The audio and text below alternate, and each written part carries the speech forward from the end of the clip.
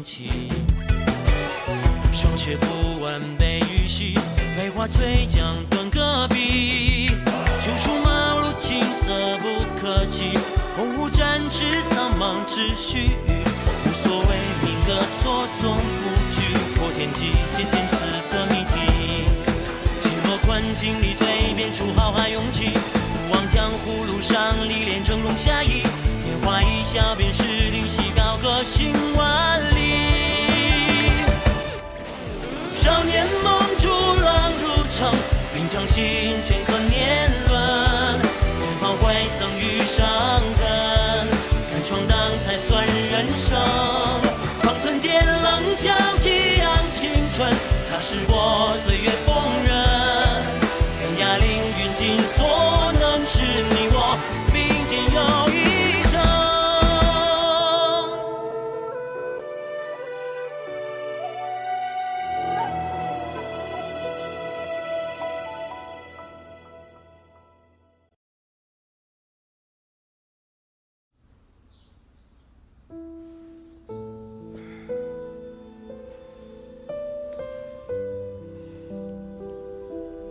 阿爹，我记得有一位大师跟我说过一句话：少年人要有自己的江湖。所以这块令牌千洛不能拿。阿爹，对不起。你不喜欢，阿爹还舍不得给呢，真是的。来，咱们不聊令牌的问题啊，咱们说说那个萧楚河。哎，刚才说到哪儿了？那个萧楚。爹，嗨，你刚才不是说要找一个值得认可的人去守护他吗？你觉得萧瑟你认可吗？认可和守护，感觉我和他还用不上这么重的词儿。你这丫头啊，就是嘴硬。好了，现在就去找萧瑟，把欠人家的恩情给人家补上。阿爹，和若依姑娘认识那么久，第一次说这么多话。如剑仙送你那本《晚来雪》，看得怎么样了？我明那本书不好看，我看几行字我就困了，没意思，不爱看那本书。那你喜欢看什么样的书？那自然是豪侠闯江湖，英雄战沙场。就比如吧，那白羽剑仙一人一剑闯天启的故事，看多少遍都不会腻。白羽剑仙闯天启城的故事。萧瑟，怎么每次提到天启城，你神色都怪怪的？我没记错的话，你家乡是在天启吧？我没有家乡，你记错了。哪有人没有家乡的？难道你是从石头缝里蹦出来的？那你觉得什么是家乡？那还用说吗？家乡自然是，不管你走了多远，走了多久，无论如何都注定要回去的地方。注定要回去的地方。你说的对，我的家乡就是天启城，那是一个我终究要回去的地方。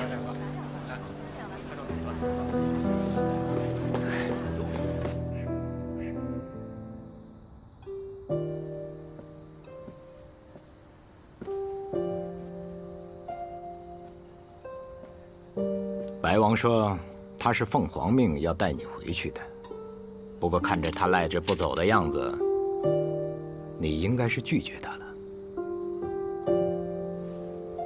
那三城主觉得我是不是应该拒绝呢？我不知道他提了什么条件，不过看他的样子，从他的口语中，应该有着让很多人都惊讶的条件。对，但也有让我不得不拒绝的理由。唉，三城主是不是觉得我应该跟着一块儿回去？我理解你心中的坚持，不过我觉得，如果此时你回到天启的话，会使很多问题都变得很简单，于你父皇，与过去的那件事情，都有很多好处。没错，父皇已经做了很大的妥协，以他的性子，能让步至此已是极限。听说白王给了你3天时间，怎么？三城主难不成也成为他的说客之一？我司空长风从来不会做任何人的说客，我只是觉得，如果此时你回到天启，不失为一个不错的决定。我当然知道。好，那我便不打扰了。哦，对了，你觉得我的女儿怎么样？枪法不错，得了城主真传。嗨，谁问你枪法了？我是说，她的容貌。哦，容貌得了娘亲真传。那性格呢？性格嘛，自成一派，不过还挺特别的。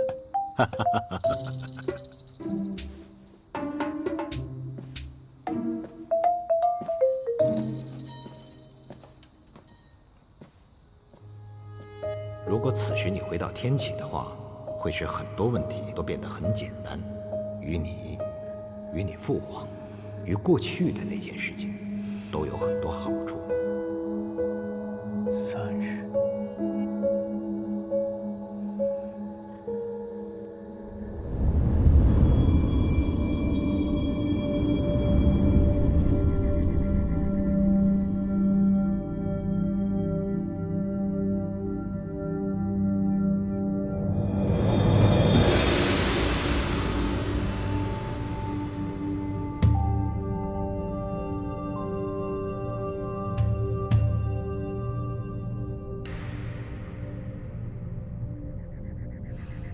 无心啊，怎么每次我心烦的时候，你都会出现呢？说明萧老板心中还是信任我的。心烦意乱，只有见到至交好友，方能安神静心。在我的梦境当中，你还是这么自恋。我也不晓得，萧老板心中所烦何事？一件纠缠了很久的事，也坚持了很久的事。有些事情坚持很久，并没有必要。或许换个方式，会走得更加长远。你也这么觉得？而有些事则不然。世人皆认为不值得，也要坚持；一直看不到希望，也要坚持；就算到死，也要坚持。这样的事很少，但我想，以你的性格，一定会遇到。无心，可解了你心中疑惑？笑话！我只说过心烦，但我从未有过疑惑。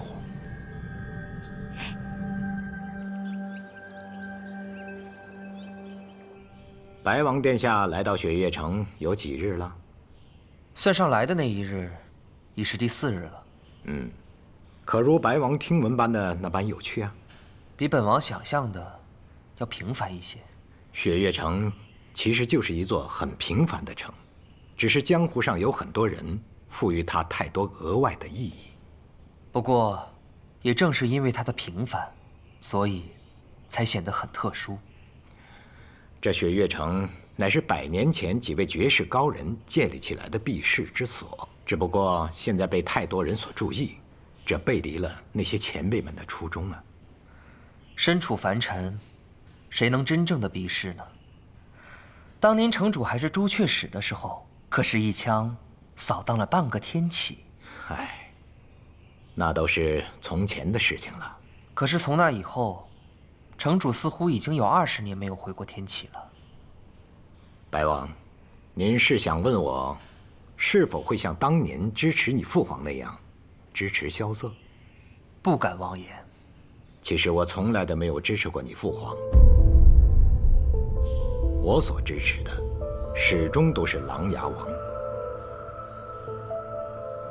怎么，这话听起来是不是有些大逆不道？是，但我就是说了，你向你父皇告状去吧，他也不敢说什么，因为这就是事实。就好像你刚才问我的问题，我也可以回答你。是，只是本王没有想到，城主的回答如此果决。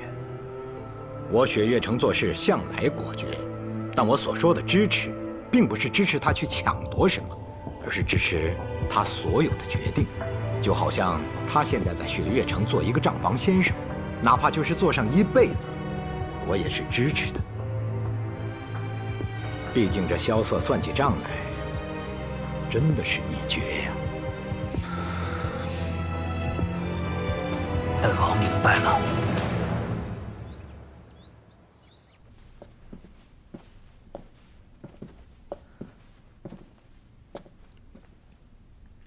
楚河，3日期限已到。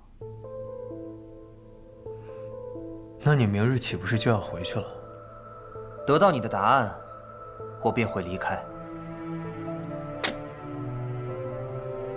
恢复皇子身份，承袭永安王爵位，这个条件确实很难让人拒绝。你我都了解父皇的脾气，他肯下这道口谕，已经做了很大的让步。其实只要我跟你回去，我便从此不用再流浪江湖，我就可以回到天启城，回到我那处真正的雪落山中。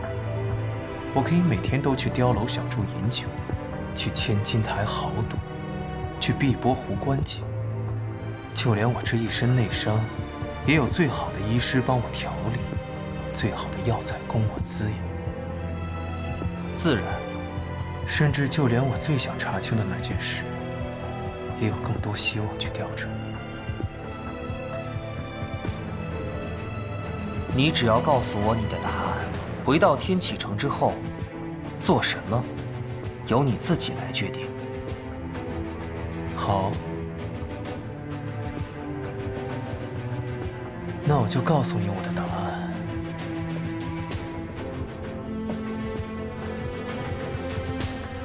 我萧瑟拒绝这道口谕。为什么？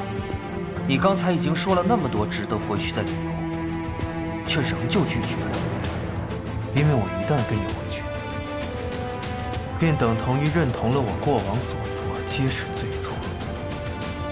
既然我过往所做都是罪错，那便相当于这世上唯一能为琅琊王叔平反之人也认错了。你知道这意味着什么？琅琊王谋逆一案，御史台早已结案，琅琊王也已伏诛。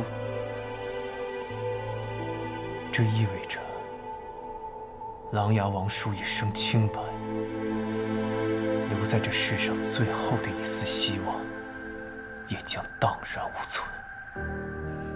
他将背上叛国谋权的大罪，被钉在我北离朝的耻辱柱上，生生世世遭人唾骂。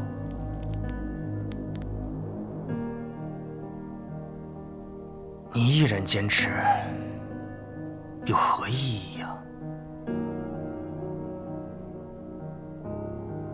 有我萧瑟坚守，那至少这世上还有人为其反抗。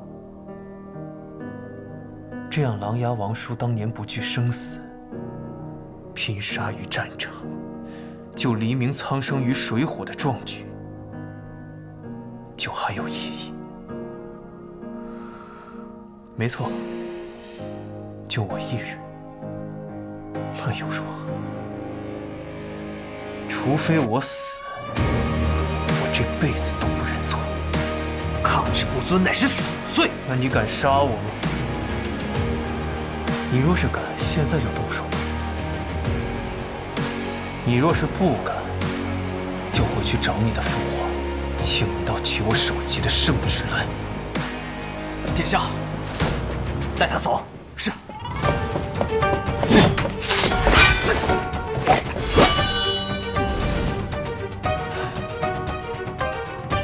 你又何必要演这出戏呢？再来！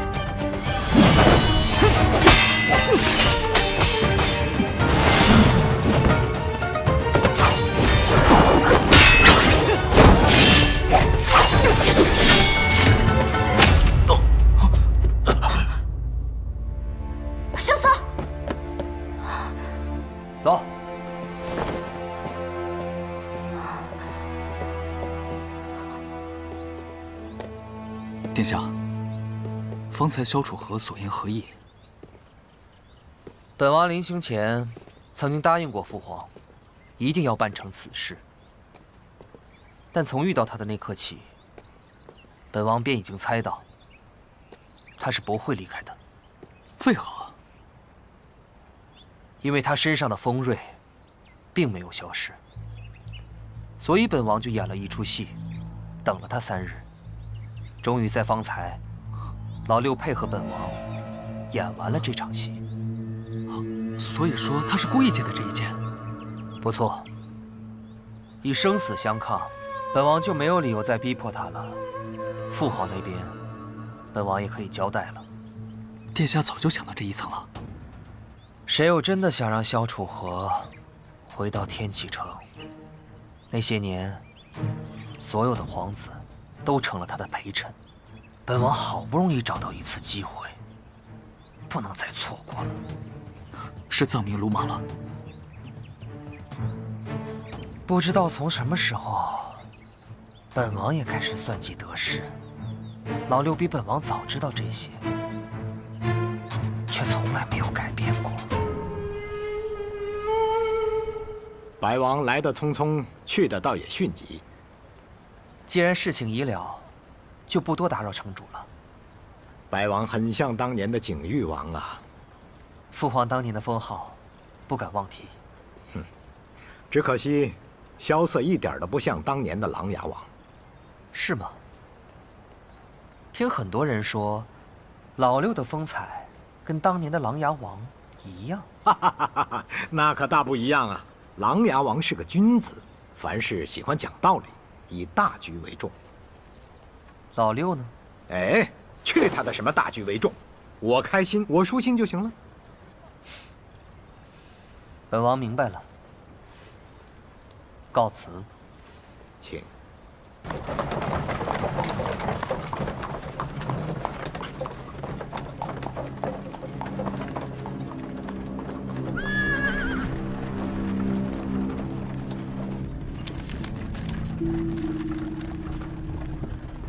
殿下，少汉那边的消息已经到了。一切顺利吗？少汉说一切按计划执行。好，那么此行，我们就先去一趟无双城。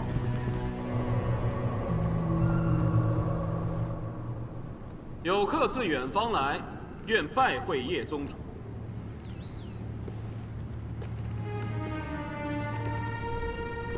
多远之方，客为何来？千里之外，天启皇城，为见宗主而来。只是见我，那你已经见到了，可以走了。不，没有见到。哦。佛曰：有心无相，相由心生；有相无心，相由心灭。我只见宗主相，未见宗主之心，不算相见。你想见我的心？你可知我原来的名字？无心。进来吧。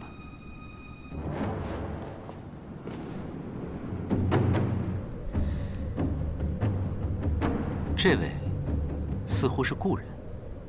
越姬笑送帖，明侯怒杀人。这位是明侯，你们的确曾见过。可他现在看起来，似乎什么事也不记得了。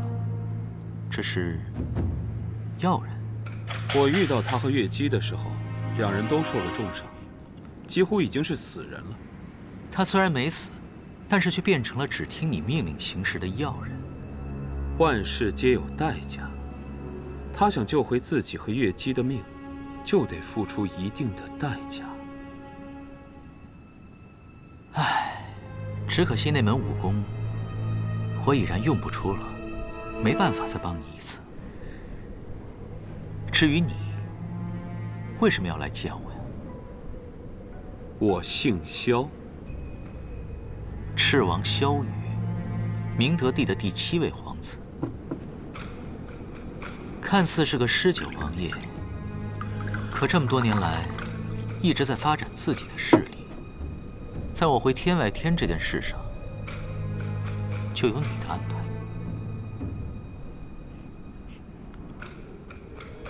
之所以会这么做，是因为天外天内乱不断，所以你想把我送回这里，以我为傀儡，在背后操控。最后，天外天，甚至于整个域外，都会成为你的势力。对，你说的没错，但我没有想到，你的能力远远超出我的想象，短短几个月，就已经掌控了天外天，所以我才不远千里而来，希望与你结盟。可我为什么要与你结盟？我姓萧，但我的母亲姓易。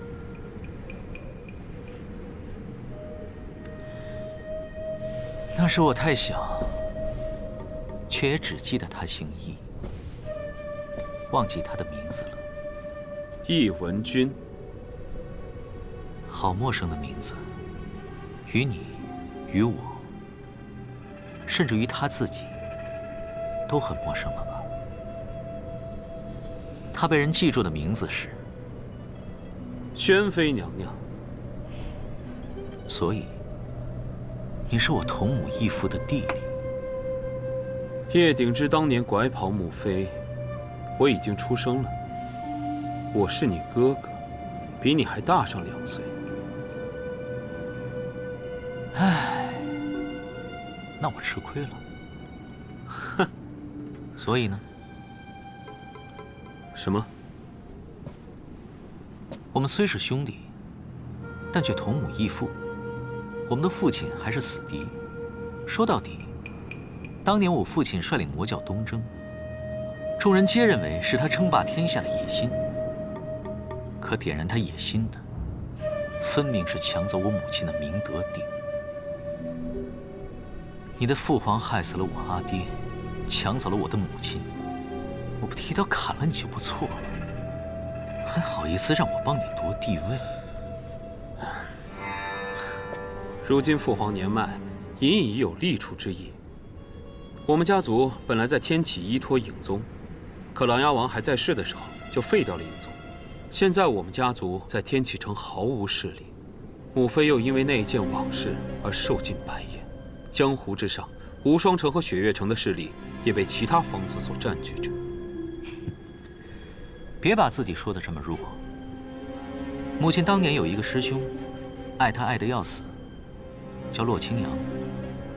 后来他成为了5大剑仙当中最厉害的那一位。木良城城主孤剑仙，现在是你的义父。他确实是我们的义父。怎么又成我们了？你这个哥哥，话里话外都狡猾得很呢。我就想让母妃过得好一点。这么多年来，叶鼎之那件事情之后，所有人都仇视母妃，也看不起我。但我偏要站到最高处，让这些人后悔。用亲情感动我，这并不是一个好的选择。毕竟我和他之间的亲情，并没有什么美好的回忆。但是，争夺天下什么的，似乎也挺有趣的。我不能当皇帝，但能帮一个人当上皇帝，听上去也不错。真的？真的。如果我不去的话，你会死吧？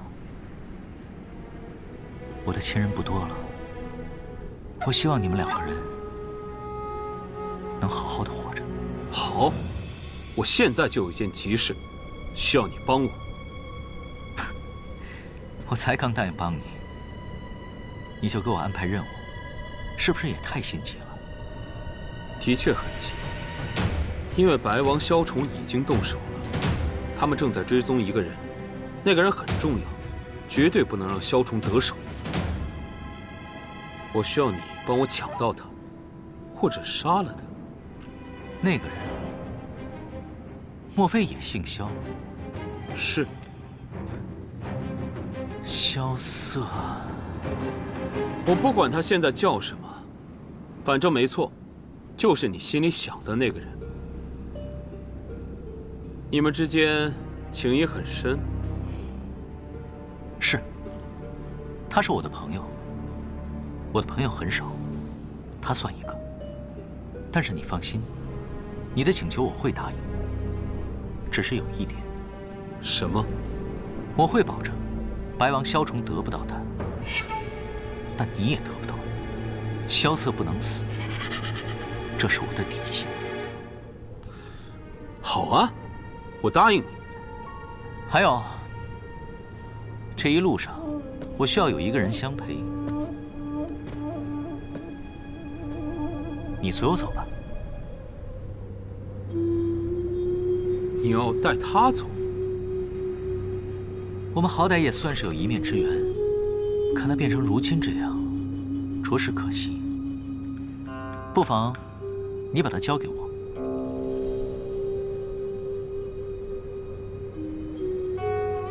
那你带他走吧。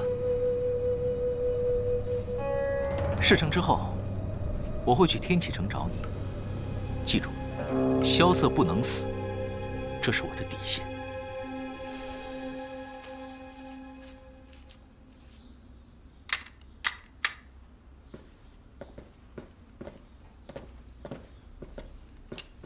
他走了。一刻都没有停留，或许是有别的事情赶着去做了。走了就好。你派司空姑娘来，是料到她有这么一出。有些事情的解决必定是要流些血的，我不宜出现，所以便让千洛去代劳了。萧瑟，我听千洛说你受伤了。小伤而已，不用大惊小怪。哎，唐莲啊，唐老太爷说他突然想到一个法子，或许能够治疗叶姑娘的病。我看这几天你抽空带叶姑娘去一趟唐门。是。哎，大师兄也要走啊？难道你也要走？哎，这雷家堡英雄宴就要开始了，而且呢，按照我跟我姐的约定，她必须要跟我去见一次我师父。我倒是忘了，今年的英雄宴在雷门。那大师兄可要去凑凑热闹。此次回唐门，我若是无事，应当会随老太爷一同前往。那感情好啊！哎，我跟你们说啊，这英雄宴啊，据说还有比武夺魁。你要去参加？我定当夺得头筹啊！你大师兄曾经是三魁者，可别丢了你大师兄的颜面呢。哇，那萧瑟呢？萧瑟你要去吗？反正打擂台这事儿，你可比我熟啊。滚！他可去不了，雪月城的账本都快堆积如山了。我去。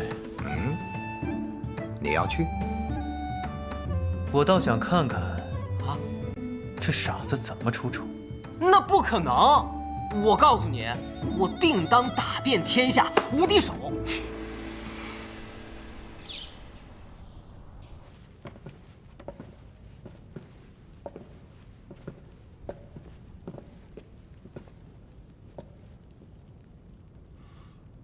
你们无双城待客的礼数呢？殿下都已经到了，无双城城主却还未出现，难不成要我们等他吗？我不是已经坐这儿了吗？什么？你个小豆丁儿是无双城城主？怎么了，臧明？回禀殿下，宋彦回并不在这儿，只有个小孩坐在那儿，这不是开玩笑吗？散了！在下无双城新城主无双。臧明。阁下便是林先生所说的萧公子。幸会，萧崇。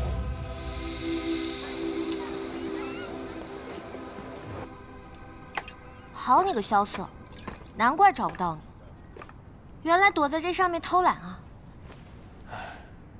我刚算完账，就出来喝口酒，你就来了。银月枪练得怎么样了？我练到第4重了，怎么，比试比试？算了吧，明天再说。我可告诉你啊，别把我惹急了。把我惹急了，我抽出无极棍把你打地上。这话我听得耳朵都起茧了，有本事打呀！幼稚，财迷。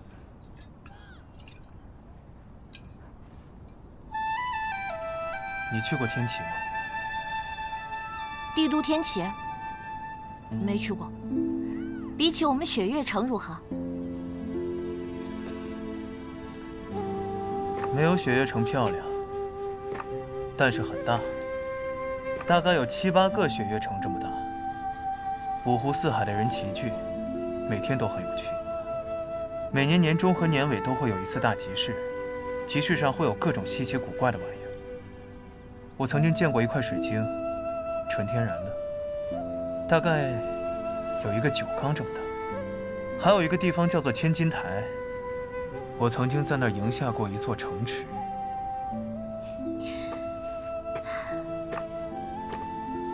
有机会带我去天齐好不好？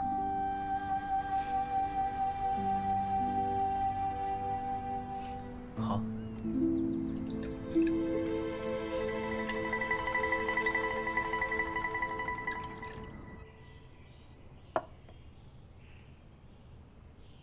去吧，你在苍山待的时间也太久了。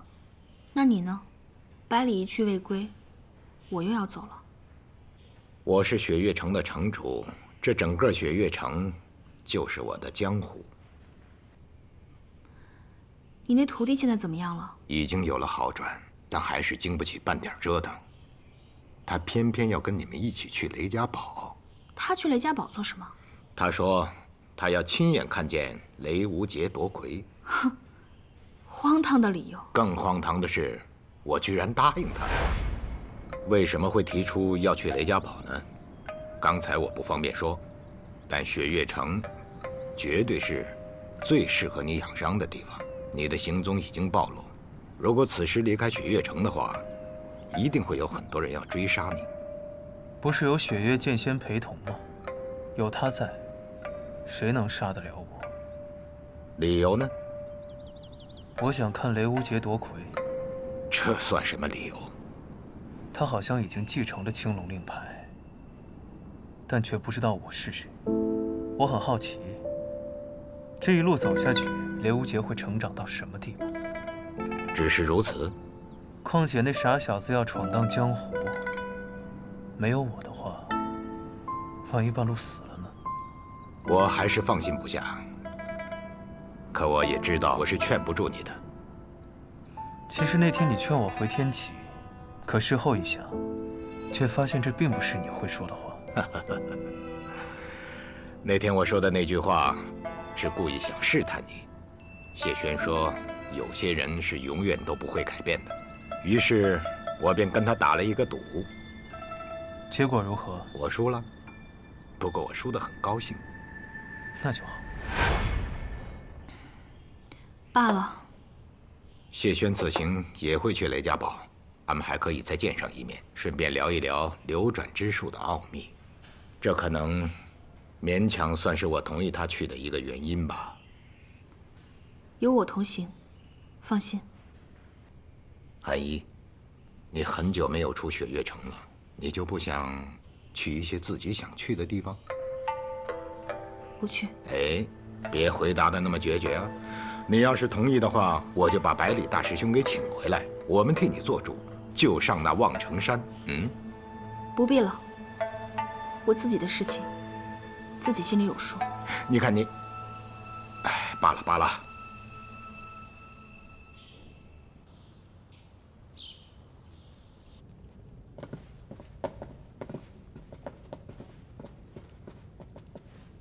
城主，他们都离开了吗？是的。这个皇子不简单啊。可这历朝历代，有过目盲的皇帝吗？无双城不是也没有过记性这么差的城主吗？总有第一次嘛。你已经把他记住了吗？白王萧崇，怀虚术得传自掌侧剑锦玉，外表平和；剑术得传自怒剑蝎严战天，内敛杀气。我记性不好，只是因为我只记得值得我记住的人。不过以后你可要小心了。他对你有什么安排没有？说是静候时机，等待入天启，在此之前不要参与任何势力之间的争斗。如果把天下比作棋盘，我们无双城比作棋子的话，还未到落子之时。我可不想成为任何人的棋子，我想成为下棋的人。哎，在这雪月城，一住就是3个月。今日一别，不知何时才能相见了。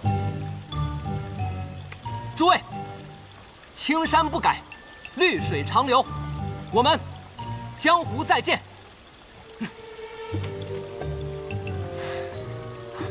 我说你要告别，也对着雪月城门口，你对着登天阁干什么？这不叫有始有终吗？哎，你说我们都要走了，怎么也不见大师兄来送我们啊？说谁坏话呢？哎，大师兄，如意姑娘也在啊。知道你今日要走，特地过来送你一程。哦，小瑟，你真的要去吗？嗨，他呀，他在城中打算盘，打的是心烦意乱。我带他去英雄院看看，透透气，看完就回来了。正好，我今日也要带叶姑娘回一趟唐门。若意姑娘，若是唐门治不好你的话，你可以去我们雷门。我师父，啊，人家唐门大师兄在这儿，你说这话不好。我不是那个意思。无妨。哎，对了，二师尊呢？他不是也要去吗？阿姐说他能日行千里，让我们先行一步，之后他自然会追过来的。好。那，大师兄，我们先去雷家堡，你们可一定要来啊！放心吧，我还要看你夺魁呢。行，走了。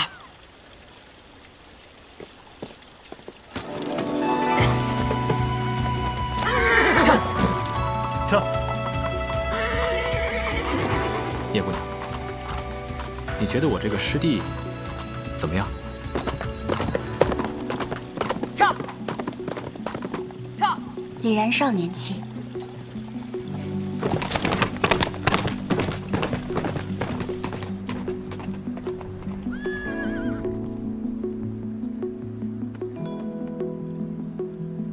放心，他会回来的。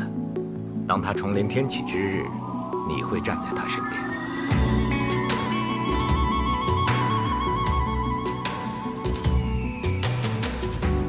小子，来拿着。哎，你确定去雷家堡是这个方向吗？当然不是，我们去望城山。去望城山干什么？那自然是去请望城山上那位神仙下来了。你想想啊，3位旧友齐聚雷家堡，多么有趣的一件事情啊！你脑子里面想什么呀？我只是在想，我师父、我姐，还有望城山上那位，这么多年好像都是把自己给困住了。其实他们不过是在等彼此谁先跨出那一步而已。那既然我都已经下山了，那么这个僵局也就应该打破。赵玉珍这么多年从未下山一步，你真觉得能为你这个傻小子下山啊？那你不试试你怎么知道吗？行，那你想怎么试？哼，那自然是一剑问望城。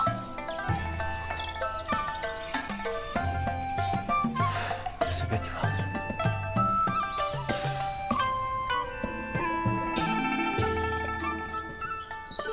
你这一下山就是1年，可玩尽兴了？尽兴了，尽兴了。都去了哪些地方？去了柴桑城看花，还去了孤城观海。我一剑掀起那千层巨浪，那些渔民见了我，都还以为我是个小神仙呢。哦，对了，我还去登了昆仑山。原来世上真有一个地方是常年积雪不化的。哈，山下的世界实在是太精彩了。师傅，您不能下山，真是太可惜了。是不是还少说了一个地方？啊？雪月城来信了。写信的是雪月城的萧信总管，说让我们望城山赔他80万两银子。要银子干什么呀？他写信说，有一个叫李凡松的望城山弟子，把重金修建的登天阁给夷为平地了。师傅，我错了，我确实去了雪月城，闯了登天阁，可那登天阁真的不是我弄的，我……为师当然知道不是你做的。你若有此等修为，为师就算把这镇山的青霄剑给当了，也要把这钱给你还。不过这雪月城的萧总管也太坏了，我觉得他就是想趁机勒索我们。见到雪月剑仙了？啊，见到了。然后呢？问了剑仙一件。剑名？月溪花尘。月溪花尘。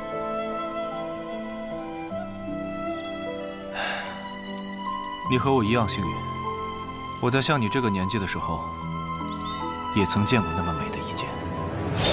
月溪花尘。